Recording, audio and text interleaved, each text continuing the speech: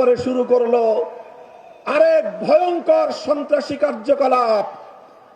তারা ভীত সন্ত্রস্ত হয়ে তারা গণজাগরণে নিজেদের নিশ্চিত পরাজয় দেখতে পেয়ে ইতিহাসের ঘৃণ্যতম বর্বর এক পন্থা অবলম্বন শুরু করলো।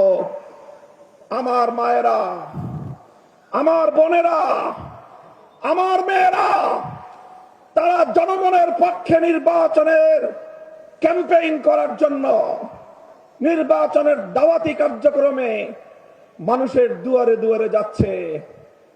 এখন তারা বীরু কাপুরুষের মতো আমাদের নারী সমাজের গায়ে হাত তুলবার মতো দুঃসাহসিকতা এবং ঘৃণ্য কাজ করছে তারা।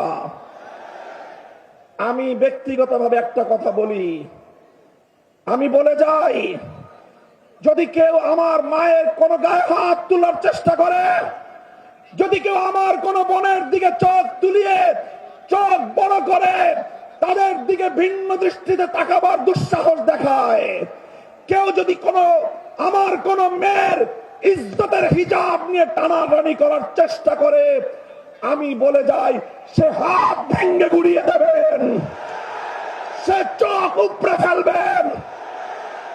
মায়ের ইজ্জত রক্ষা করার জন্যে, বোনের ইজ্জত রক্ষা করার জন্যে আমি বলি, আমি কোন আইন মানব না, আমি বিদ্রোহ করব। গোটা বাংলাদেশে আগুন জ্বলবে, আগুন।